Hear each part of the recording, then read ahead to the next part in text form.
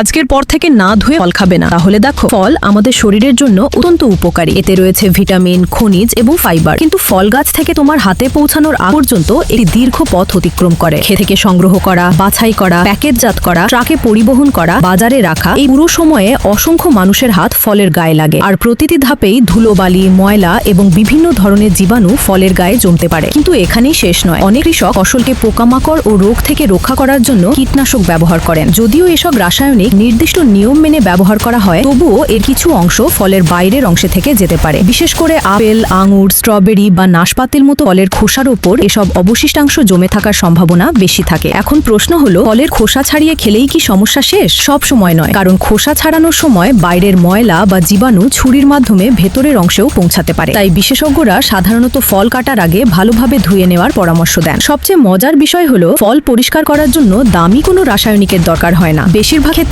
পরিষ্কার প্রবাহমান পানির নিচে 20 থেকে 30 সেকেন্ড ধুয়ে নিলেই অনেক ধুলো, ময়লা এবং কিছু রাসায়নিক অবশিষ্টাংশ দূর হয়ে যায়। শক্ত খোসার ফল হলে হাত দিয়ে আলতোভাবে ঘষে ধোয়া আরও কার্যকর হতে পারে। আরেকটি অবাক করা তথ্য হলো, অনেক মানুষ মনে করে প্যাকেটজাত বা সুপারমার্কেটের ফল সবসময় পুরোপুরি পরিষ্কার থাকে, কিন্তু বাস্তবে সেই ফলও একই পরিবহন ও সংরক্ষণ প্রক্রিয়ার মধ্য দিয়ে আসে। তাই পরের বার যখন কোনো ফল হাতে নেবে, তখন শুধু তার রং বা সতেজতা দেখে সিদ্ধান্ত নিও না। মনে রেখো, ফল যতই স্বাস্থ্যকর হোক, সেটি পরিষ্কার না করলে তুমি অজান্তেই ময়লা, জীবাণু বা রাসায়নিকের কিছু অংশ শরীরে নিয়ে যেতে পারো।